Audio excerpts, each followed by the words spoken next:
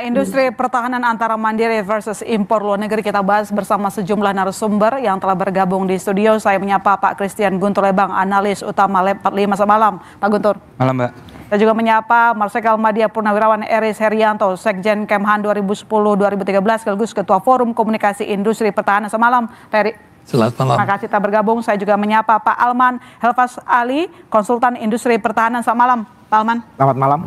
Mas Samsul Lasar, wartawan Nasional Kontan. Selamat malam, Mas. Selamat malam. Dan melalui Zoom saya menyapa Pak Oleh Soleh, anggota Komisi 1 fraksi PKB. Selamat malam, Pak Soleh. Selamat malam. Terima kasih telah bergabung.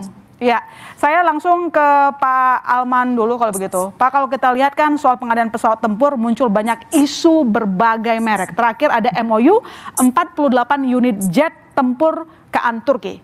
Nah, ini kemudian sebelumnya ada Rafale yang juga sudah kontrak ya, 48 unit dan diisukan akan ada tambahan belasan unit. Lalu ada ketidakjelasan beberapa alutsista lain juga yang kita belum tahu pastinya jadi atau tidak dibeli. Nah, pertanyaan saya gini.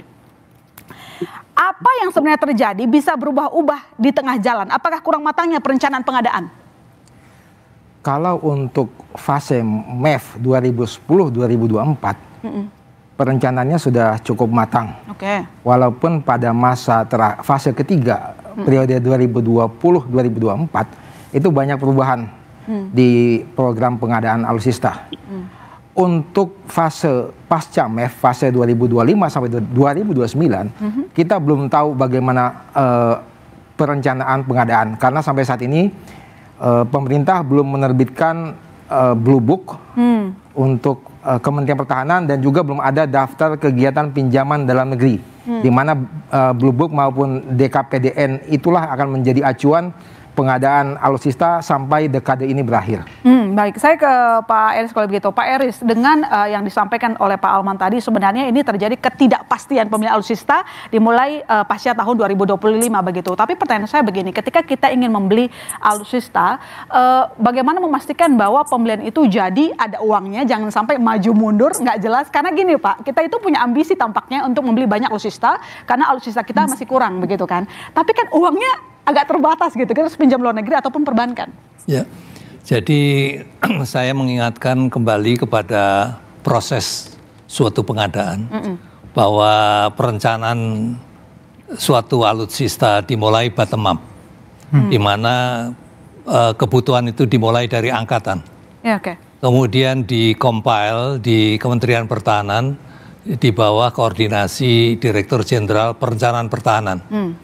Kemudian dari compiling masing-masing angkatan dibicarakan dengan Bappenas. Oke. Apakah anggarannya yang diusulkan oleh angkatan ini bisa dipenuhi apa tidak? Oke. Nah, di sini baru adanya top down.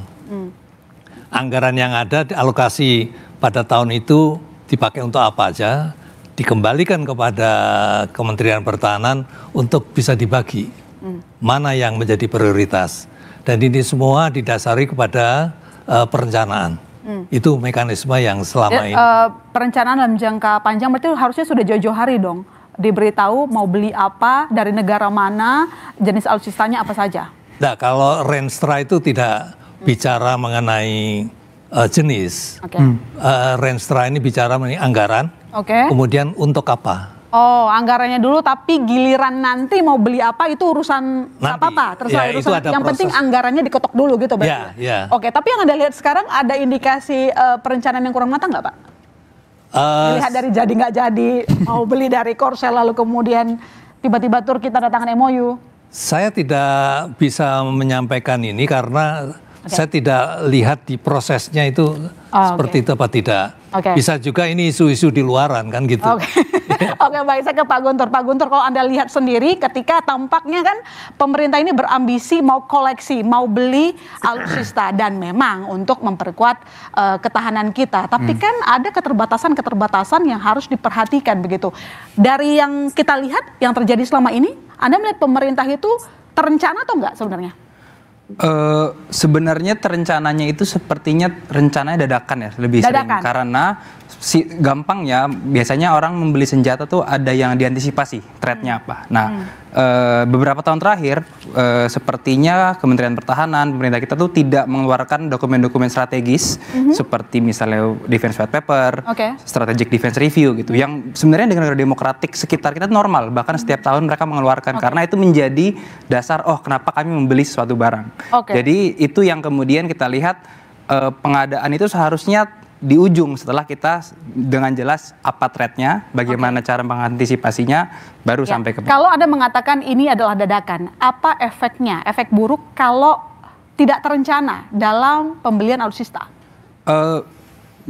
Mungkin kita nggak perlu ngomongin yang tidak terencana ya, bahkan yang terencana saja, misalnya KFX dengan Korea itu sangat terencana, panjang sekali prosesnya, sampai sekarang kita maju mundur dan bahkan di Indo Defense kemarin baru ada perkembangan baru dengan kita menurunkan kontrak kita ke sana gitu. Jadi dan kita akan membeli pesawat Kaan misalnya dari Turki yang generasi 5, dan sudah banyak contoh berbagai negara mencoba mendapatkan pesawat generasi 5 itu kemudian tengah jalan mundur. Tiba-tiba anggarannya naik, tiba-tiba ada tekanan geopolitik. Jadi yang sudah dipikirkan matang-matang saja, banyak faktor-faktor eksternal yang bisa menghambatnya, apalagi kalau kita tidak, dan ini kan defense itu kan public goods ya, seharusnya publik bahkan mungkin Komisi 1 tuh bisa tahu kenapa kita sampai ke kesimpulan kita pengadaan barang ini gitu. Ya, benar sekali. Itu aja kadang-kadang nggak jalan. Ya, Pak Soleh, ada kritikan terkait pengadaan alutsista yang kalau dibilang sama Pak Guntur tadi dadakan. Jadi Komisi 1 gimana nih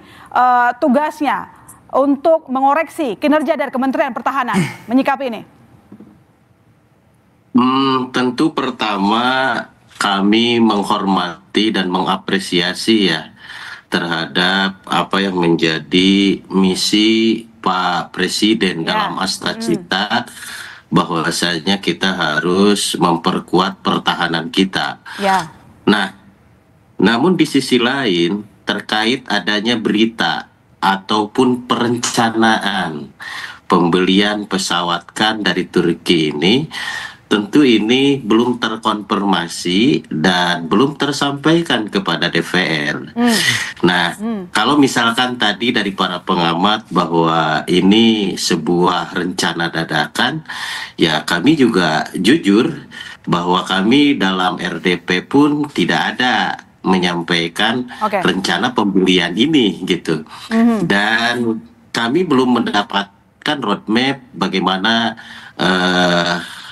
Astacita pertahanan kita ini roadmapnya, cetak birunya seperti apa. Nah, hanya saja kami setuju bagaimana agar map pertahanan Indonesia ini dipenuhi sampai 100%. Dan Komisi 1 akan mendorong bagaimana anggaran untuk pertahanan ini minimal 1,8 dari PDB, maksimalnya 2% dari PDB, agar Astacita pertahanan Indonesia ini betul-betul terwujud gitu. Jangan hanya dalam kata-kata, karena politik anggaran perlu dukungan 100% terhadap penguatan pertahanan Indonesia.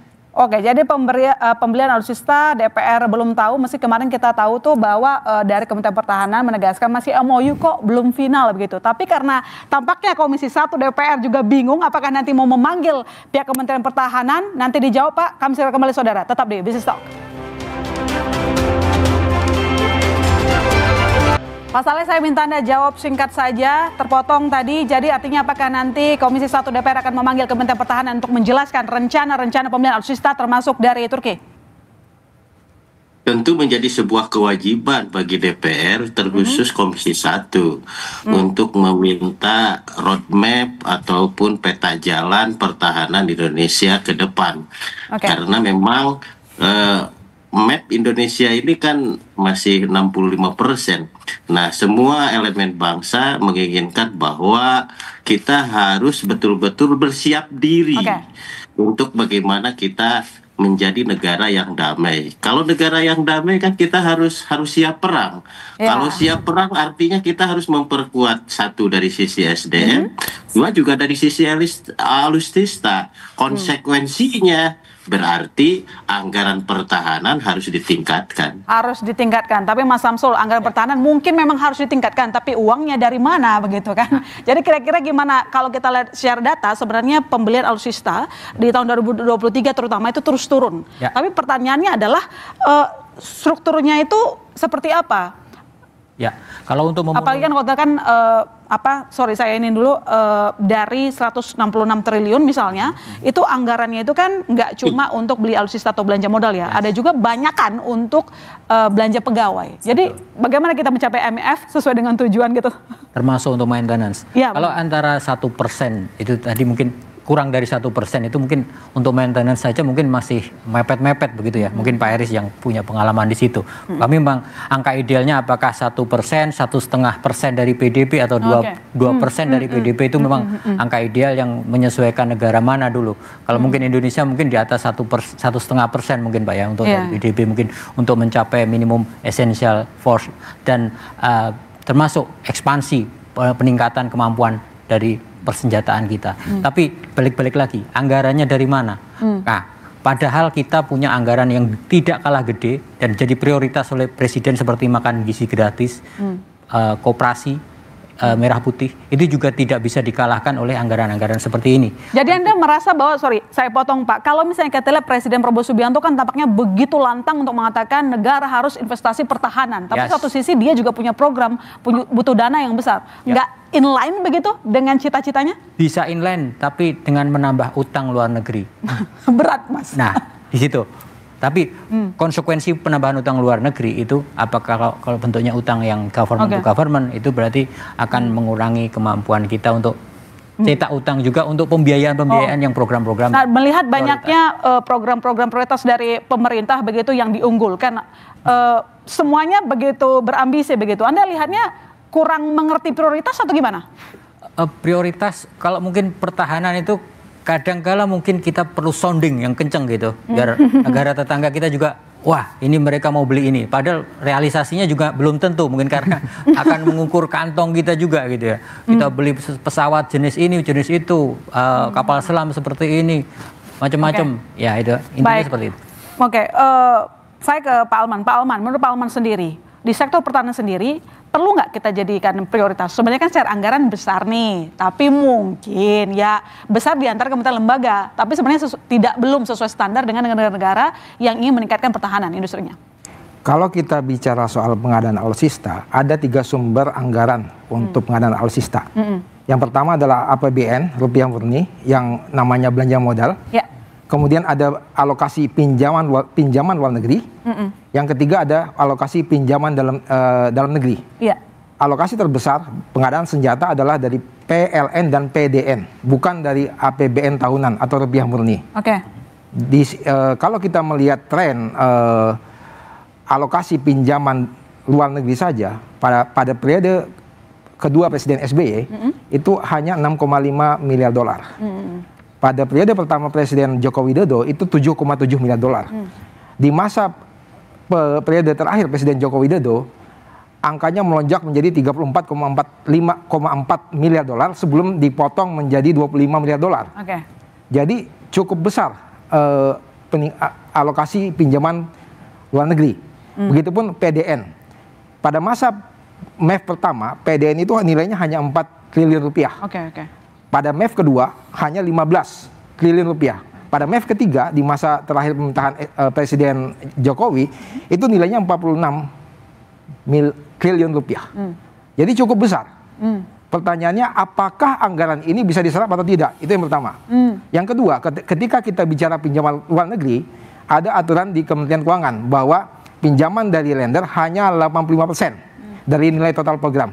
15% harus berasal dari pemerintah Indonesia yang dikenal sebagai dana rupiah murni pendamping.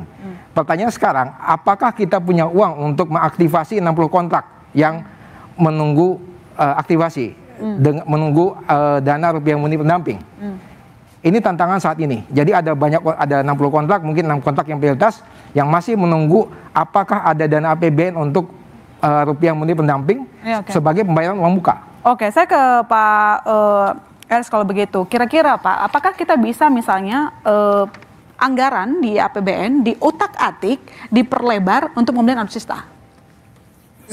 Saya mau mengingatkan bahwa setiap pengadaan itu untuk bisa menggerakkan perekonomian nasional mengikut sertakan industri dalam negeri. Oke, ya pasti. Yang tadi sesuai dengan judul kita. Kita lihat kemarin saat Indo Defense, lebih dari 50% yang ikut pameran itu industri dalam negeri. Industri dalam negeri tapi sudah sesuai dengan speknya yang dibutuhkan oleh Tiga Matra? Menurut saya bisa juga, karena di dalam industri dalam negeri kalau bisa dibagi, ada tier 1, tier 2, sama tier 3 dan tier 4. Nah, kita bicara tier 1 yang selama ini pengadaan-pengadaan, apakah itu pesawat atau kapal atau apa, memang kita banyakkan dari luar negeri. Oke. Tidak menutup kemungkinan bahwa tier 2, tier 3 ini bisa kita berdayakan untuk bisa mensupport itu. Oke, ketergantungan terhadap produk luar negeri, apakah memang harganya lebih kompetitif dibandingkan produk lokal? Itu juga bisa, tetapi yang penting bahwa industri dalam negeri masih belum mampu. Masih belum mampu. Belum mampu, dan ini sesuai dengan Undang-Undang Nomor 16 bahwa untuk bisa mampu harus kita ikut sertakan di dalam proses pengadaan. Iya, nanti kita akan bahas lebih jauh terkait dengan industri dalam negeri, Pak Iris, karena itu tujuan utama dari diskusi ini. Tapi sebelum ke sana saya ke Pak Soleh dulu. Pak, kalau kita lihat ini kan kita membahas bahwa anggaran itu mini begitu ya.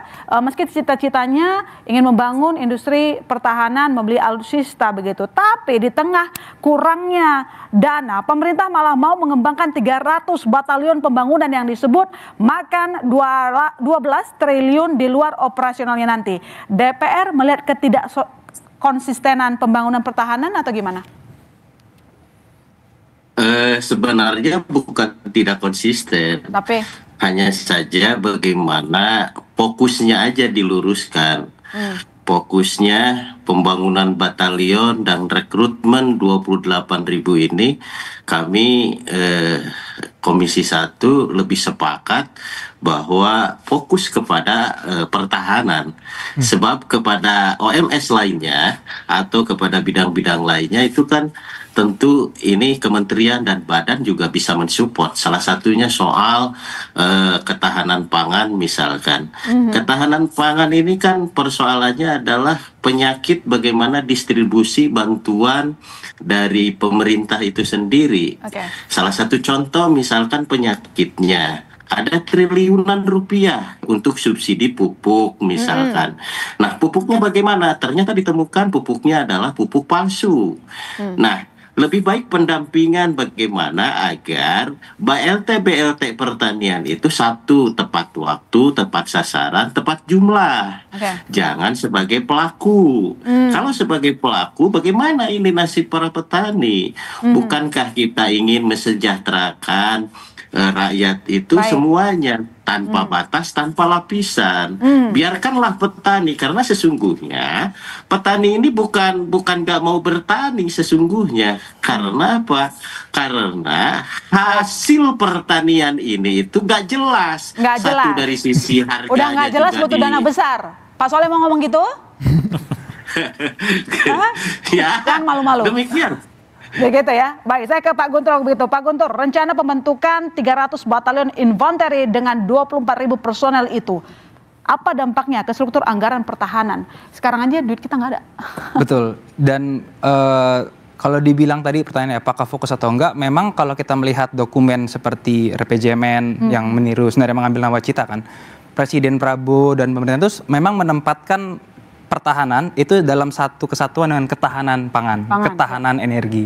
Jadi memang tadi seperti kata Pak Soleh, apa ya, dua hal ini sebenarnya bisa dipisahkan karena pertahanan itu pure militer, ketahanan energi, ketahanan pangan dan sebagainya itu sebenarnya bisa lebih dikembangkan oleh lembaga sipilnya gitu. Dengan menggabungkan ini menjadi kabur juga kemudian anggaran pertahanan yang setinggi itu, betulkah sepenuhnya untuk pertahanan murni atau tadi banyak isu-isu yang ini tuh disekuritisasi sehingga kemudian tentara ditempatkan mulai dari ketahanan pangan, sekarang ada kesehatan juga kan. Nah, belum lagi melihat bahwa memang misalnya kalau kita lihat anggaran 4 tahun terakhir, lebih dari 50% anggaran pertahanan memang untuk gaji dan prajurit. Dengan menambah 24.000, artinya kan beban anggaran untuk overhead cost lah, itu akan naik kan. Dan kita tidak melihat cara lain selain pemerintah memang harus meningkatkan dulu anggaran besarnya, APBN-nya, yaitu tadi memenuhi janji misalnya 8% pertumbuhan ekonomi. Jadi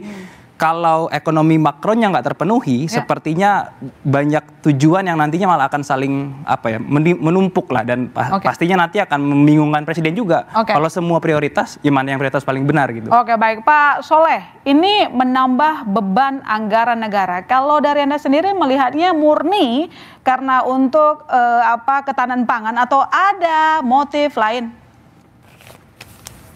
Kalau saya melihat bukan masalah beban tentang anggaran, karena memang membangun Indonesia ini butuh anggaran tentunya.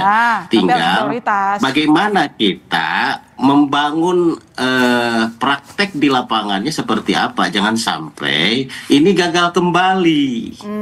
Nah, kalau misalkan ini program ini ketahanan pangan, kalau misalkan tidak tepat membuat sebuah planning ke depannya seperti apa, kami khawatir menjadi gagal. Nah, kenapa demikian? Memangnya belum dilaporkan rencana kerja secara jelas begitu ke Komisi 1 oleh Kementerian Pertahanan misalnya? Terkait dengan pembangunan batalion ini? Selama ini Pak Panglima menyampaikan bahwasanya rencana pembentukan kodam-kodam ini kan sebagai alat pertahanan. Alat-alat pertahanan, memperkuat pertahanan teritorial di 3T itu sendiri. Nah, seperti itu. Oke, baik. Dan saudara, puluhan perusahaan pertahanan dalam negeri belum bisa memenuhi kebutuhan alat utama sistem persenjataan untuk Sumatera, baik dari segi spesifikasi, teknis, dan teknologi. Kita bahas usai jeda. Ya, saya ke Pak Iris. Pak Iris, dalam industri pertahanan, porsi alokasi biaya Litbang bisa lebih dari 30% ya. Koreksi kalau saya salah, di dalam negeri BUMN strategi masih terbatas dalam produksi alutsista, sementara swastanya masih sporadik dan pemainnya juga belum layak. Itu karena konsumennya cuma satu, pemerintah begitu. Tadi kita sudah ngobrol. Nah, Republik Indonesia ikut mengembangkan CAPEX, IAPEX. Dengan Korsel saja itu kita lihat kan maju mundur. Belum jelas nasibnya seperti apa. Jadi menurut Anda, perlu nggak kita melanjutkan proyek CAPEX? Jadi proyek KFX, IFX kerjasama ini sudah dimulai tahun Maret 2009. Dan ini sudah berjalan. Kemudian memang direncanakan program, kita punya 3 tahap. Tahap pertama adalah technology development. Jadi teknologi apa yang mau dipakai, itu hanya berjalan 1,5 tahun. Terus kemudian kedua, engineering manufacturing development. Itu dimulai sejak tahun 2014 sampai dengan sekarang, 2025. Jadi kurang lebih 11 tahun. Dan nanti setelah tahun 2026 masuk kepada fase manufacturing. Ya. Nah, sekarang kita sudah hampir menyelesaikan di engineering manufacturing development phase. Jadi pesawat ini sudah terbang beberapa kali, udah uji coba baik itu statik maupun dinamik, sehingga sudah mau diputuskan masuk tahun depan kepada manufaktur. Artinya tetap harus dilanjutkan, karena kalau tidak dilanjutkan bisa merugikan secara strategis? Ya, nah sekarang kondisinya bahwa kita menurunkan keikutsertaan khususnya di bidang dana, yang awalnya kita ini 20% share, menjadi kurang lebih 7% share. Sehingga kita tetap ada di dalam proyek KFX-FX. Ya. Tapi itu nggak tumpang tindih Pak sama rencana yang baru MOU dengan KAM Turki? Tidakkah tumpang tindih discontinue dengan proyek KFX dan buang dana yang terbatas gitu? Ya, kalau saya melihatnya tidak pada tumpang tindihnya. Kalau kita bisa menyelesaikan program KFX, maka kemampuan kita bisa kita mengejar untuk mendapatkan kemampuan yang bisa upgrading pesawat tempur. Apapun suatu saat kalau kita punya kemampuan upgrading, pesawat apa yang kita punyai, yang kita beli, kita bisa mampu dengan kemandirian kita mengupgrade sesuai dengan keinginan kita sendiri. Oke, jadi kalau sampai tidak jelas kemudian dihentikan, yang rugi Indonesia? Menurut saya gitu. Indonesia yang paling dirugikan di sana? Ya. Oke. Karena sudah mengeluarkan uang, tapi kita tidak dapat apa-apa. Oke, saya ke Pak Alman, kira-kira gimana? Apakah kita perlu melanjutkan saja atau rugi soalnya kalau nggak lanjutin katanya? Ya memang harus dilanjutkan karena IMD tahap 1 akan selesai tahun 2026. Jadi itu secara politik kita lanjutkan. Kemudian yang menjadi pertanyaan adalah bagaimana dalam masa 1 tahun ini kita mendapatkan transfer teknologi yang dijanjikan yang selama ini tertunda karena berbagai masalah, berbagai isu. Ini yang menjadi tantangan bagaimana dalam 1 tahun kita bisa menyelesaikan itu. Jadi tidak ada pilihan lain. Jangan pula kita abaikan potensi misalnya kalau apabila Korea Selatan membawa kita ke arbitrase. Apakah kita bisa menang di arbitrase? Kita ingat kasus satelit Navajo yang pemerintah Indonesia kalah di arbitrase sehingga ada aset KBRI yang disita. Oke. Jadi kita tidak ada pilihan lain, lanjutkan. Lanjutkan dan cukup bisa membangun industri. Tentu tidak. Tentu tidak, tapi harus dilanjutkan. Agak sedikit ini ya, agak sedikit. Karena kita hanya mendapatkan sejumlah kemampuan teknologi. Artinya teknologi itu juga mesti kita kembangkan sendiri lagi lebih lanjut lewat riset secara mandiri. Dan harusnya ada pembiayaan riset lagi ya, harusnya ada alokasi riset yang selama ini kurang ya. Betul. Pak, kita sepakat. Baik, saya ke Pak Guntur kalau begitu. Pak Guntur, kalau kita lihat sekarang ini, oke, kita tidak langsung bilang bahwa industri pertahanan kita terbelakang. Enggak, pasti sudah ada kemajuan. Tapi masih jauh tertinggal kalau kita bandingkan bahkan dengan negara tetangga kita. Let's say Singapura gitu. Jadi dia udah oke banget. Nah, kira-kira apa yang membuat industri strategis nasional jalan di tempat? Masalahnya di mana? Pemerintah yang nggak mendukung? Atau memang industrinya yang tidak kreatif? Atau ekosistemnya yang tidak terbentuk? Kita lihat sih kalau Eropa mereka udah terbentuk ya. Tadi mungkin sebenarnya kata kunci utamanya disebut Pak Eris ya. Karena monopsoni. Jadi pasarnya punya pemerintah. Jadi ya kalau industri yang mau maju, justru stakeholder utamanya pemerintah. Apakah misalnya dalam pengadaan-pengadaannya mengutamakan industri dalam negeri. Dan sebenarnya kan arahnya sudah bagus ketika ada undang-undang industri pertahanan. Jadi diharapkan industri pertahanan dalam negeri bisa bertumbuh di sana kan. Cuma lagi-lagi masalah terbesarnya adalah risetnya tidak ada, biaya riset tidak ada. Jadi kita hanya berharap kita melakukan transfer teknologi dari perusahaan lain terus mampu. Masalah pertama adalah sebelum beberapa tahun ke belakang banyak pengadaan itu istilahnya ketengan. Jadi 4, 5 gitu. Nggak mungkin penyedia dari luar negeri akan memberikan transfer teknologi yang sesuai harapan kita karena jumlahnya nggak masuk secara ekonomi mereka kan, pengadaannya sedikit. Kenapa harus banyak-banyak kasih teknologi? Itu pertama. Yang kedua kemudian adalah industri dalam negeri itu sebenarnya tadi Pak Eris juga udah bilang ada tier 1, tier 2, tier 3, tier 4. Masuk ke list SIPRI 100 itu tidak harus dari tier 1.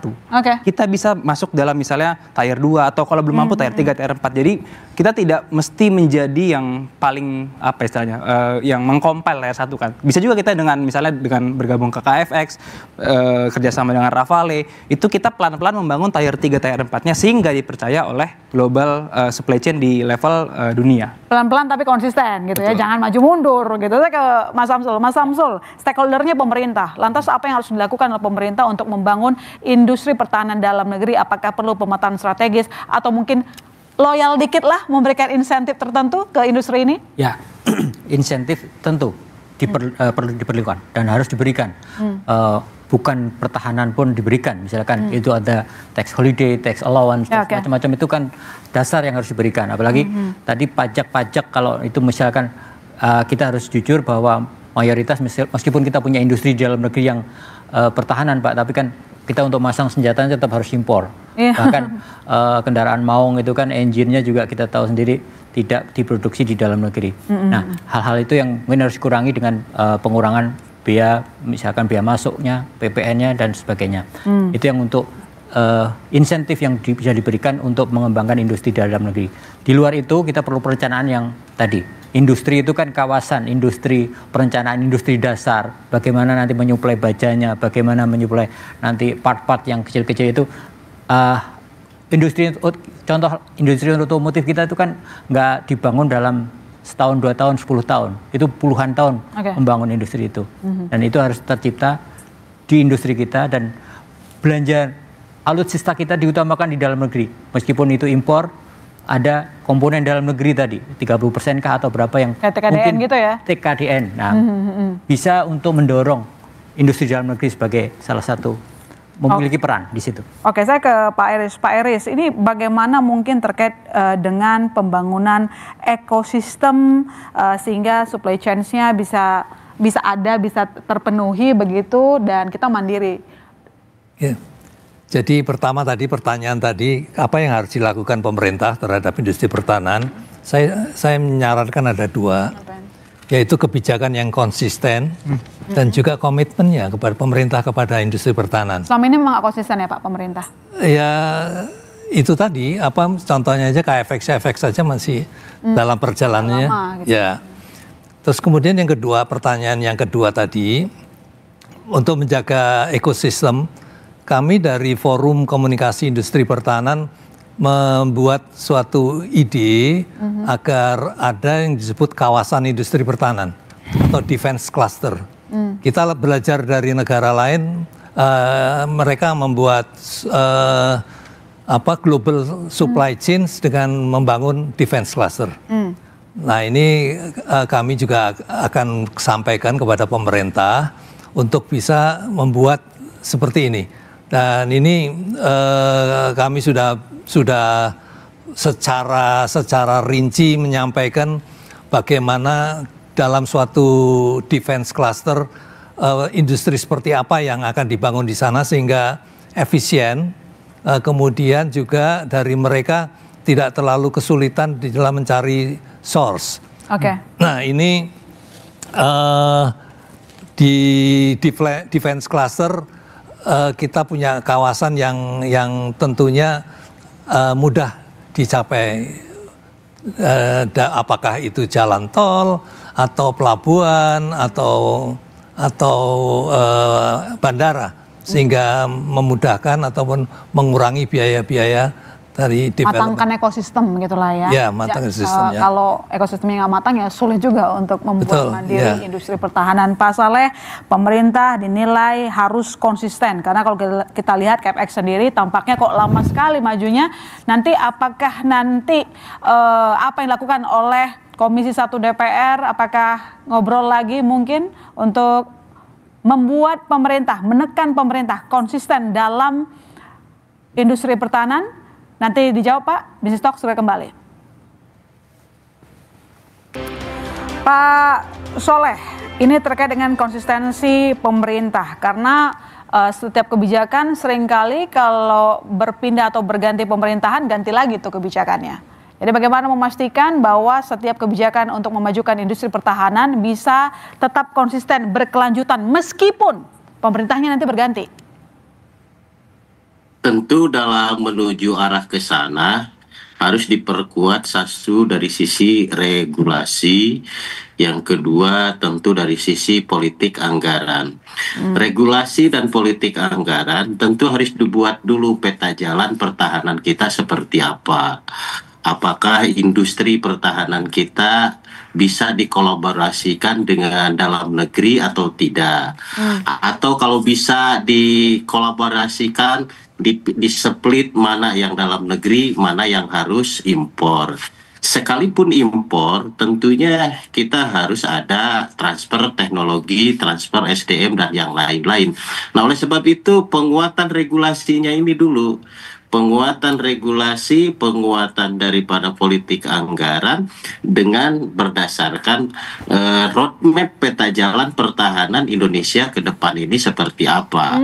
Maka ketika ada regulasi yang tetap, kemudian politik anggaran yang konstan, serta roadmap peta jalan pertahanan yang jelas, rasa-rasanya pertahanan memiliki klaster independen khusus dari sisi anggaran, sehingga dia akan maju terus ke depan, bukan lagi ke belakang nantinya. Nah, oleh sebab itu siapapun presidennya, siapapun menhannya, siapapun panglimanya, tetap ada acuan, yaitu roadmap peta jalan pertahanan Indonesia ke depan 20-100 tahun ke depan. Ini harus dibuat dulu hari ini seperti Ya, itu. dibikin perencanaan jangka panjang begitu ya, jangan 5 Ya. tahun ganti, 5 tahun ganti. Saya ke Pak Alman kalau begitu, Pak, bagaimana menjamin roadmap pertahanan sinkron dengan industrinya dan terus kontinu menjangkau peralihan dari presiden satu ke presiden lain. Jangan sampai satu presiden ganti lagi kebijakannya. Jadi nggak matang-matang industri pertahanan kita. Ini agak sulit ya untuk melihat kondisi Sulit. politik seperti ini agak sulit. Karena tiap 10 tahun pasti ganti pemerintahan. Dan setiap pemerintahan biasanya memiliki program unggulan. Ya. Yang mau tidak mau akan memotong anggaran yang Kalau dianggap tidak dianggap prioritas pasti penting. dipangkas. Betul. Jadi ini agak sulit untuk mengharapkan seperti itu. Dan- Jadi kalau kita lihat 10 tahun terakhir, industri pertahanan kita itu boleh dikatakan jalan di tempat. Apalagi industri pertahanan swasta. Selama ini tidak ada level playing field antara BUMN dan swasta. Mayoritas kontrak diberikan kepada BUMN. Jadi bagaimana kita mengharapkan industri swasta maju? Iya, Karena mereka keberpihakan kepada swasta masih sangat kurang saat ini. sangat kurang. Sangat kurang. Sangat kurang. Pak Eris, yang namanya industri pertahanan kan butuhnya sebenarnya perencanaan 20 tahun dalam jangka panjang. Jadi kalau misalnya pemerintahnya ganti, kebijakan ganti, kasihan juga gitu. Orang juga males nggak sih untuk masuk ke sektor ini kalau nggak ada kepastian, jaminan bahwa mereka akan didukung oleh negara. Ya. Selama ini begitu bukan? Ya, kita tahu industri pertahanan ini adalah berkecimpung di bidang bisnis. Jadi kalau bisnis kan harus ada patokan. Berapa yang pasar yang bisa diserap. Kalau itu tidak ada, mana mungkin dia mau menginvest. Ya dia pasti akan enggan menginvest. Kalau dia enggan menginvest, maka tidak jalan produknya. Itu kan seperti itu anunya, pola pikir kita. Apalagi sebenarnya konsumennya cuma satu, pemerintah Ya, doang konsumen gitu. Kalau pemerintah, pemerintahnya tidak memiliki kebijakan yang pasti, mereka juga tidak yakin bahwa ini jadi konsumen loyal nggak sih jadinya gitu kan? Karena Ya. belum tentu barang yang dia jual laku nggak nanti gitu kan? Saya ke Mas Samsul. Mas Samsul melihat fakta-fakta yang ada, sebenarnya ada beberapa poin penting dalam RPJMN 2025-2029 ya terkait dengan pertahanan, pembangunan postur pertahanan yang kuat, pengembangan industri pertahanan, pembentukan komponen cadangan dan komponen pendukung. Semuanya sudah ada, jelas di sana. Tapi ternyata faktanya di lapangan, ini mereka masih kurang kasih sayang, saya bilangnya begitu. Jadi harusnya bagaimana pemerintah menunjukkan konsistensi itu. Karena industri pertahanan yang kuat, seperti Presiden Prabowo bilang, harus investasi. Kalau enggak jadi negara budak. Ya, kadang-kala apa yang disampaikan oleh pemimpin itu realisasi di lapangan tidak sesuai. Contoh tadi yang kerjasama pesawat tempur KF dengan Korea itu secara teknis, secara persiapan sudah bagus, tapi pas eksekusi karena ganti pemerintahan, ganti menteri, eksekusi tidak jalan dan akhirnya kita tertinggal waktu sekian tahun, baru sekarang diperbaiki lagi. Nah, seperti itu yang kadang antara rencana kebijakan dengan kebijakan di lapangan itu harus sinkron. Paling enggak tadi ada guideline yang apakah buku putih kah yang untuk sistem pertahanan. Itu penting yang untuk dipegang bersama, disepakati bersama. Nanti kalaupun ada prioritas berubah misalkan dari udara ke darat atau ke laut, itu pergeserannya sedikit, jangan balik total gitu. Itu kira-kira catatan yang... Oke, saya ke Pak Guntur. Pak Guntur, apakah Anda melihat kesesuaian antara ancaman dalam buku putih pertahanan dengan postur pertahanan serta perencanaan termasuk proyeksi anggaran yang selama ini ada? Singkat saja. Jawabannya mungkin saya nggak bisa jawab ya karena belum ada dokumen terbarunya gitu. Jadi misal kalau Jadi kita sendiri buta ya untuk membaca kalau sektor pertahanan. misal beberapa tahun 2 tahun terakhir itu waktu beliau masih Menhan ya Pak Prabowo sering menyebutkan namanya Trisula Nusantara gitu kan. Riset Trisula Nusantara. Saya pikir itulah postur pos MEF kita ke depannya. Cuman hampir 1,5 tahun kemudian ya apa gitu yang kami dengar hanya nanti akan membutuhkan 1,9 triliun sampai 2045. Yang mana ini kan angka yang mirip-mirip kalau Mbak ingat 2021 ramai itu 1,7 kuadriliun untuk maksudnya rencana jangka panjangnya ada, maksudnya dibayangkan tapi stop di angka. Nah, angka itu untuk apa? Kebutuhannya melangkah apa? Disebut sih kita akan membeli pesawat tempur generasi 5, kita akan membeli radar, kita akan membeli kapal perang dan sebagainya. Tetapi pertanyaannya adalah itu apakah memang berdasar dari misalnya trade base atau shopping list aja gitu loh, yang ini barang-barang yang saat ini menjadi apa ya, idaman banyak militer gitu. Nah itu yang sepertinya kita belum tercerahkan sebagai peneliti. Masih banyak tanda tanya di kita terkait dengan kebijakan pertahanan. Jadi yang kita butuhkan adalah pemerintah harus konsisten. Kalau memang cita-citanya besar untuk membangun industri pertahanan, maka kita butuh bukti nyata, konsistensi, membuat kebijakan-kebijakan yang pro, sehingga kembali kita bisa mencapai kemandirian pertahanan bangsa. Terima kasih kepada seluruh narasumber, Pak Guntur, Pak Eris, Pak Soleh, Pak Alman, dan Mas Syamsul. Dengan demikian saudara, saya masih Tarigan undur diri. Sampai jumpa Selasa depan di Business Talk.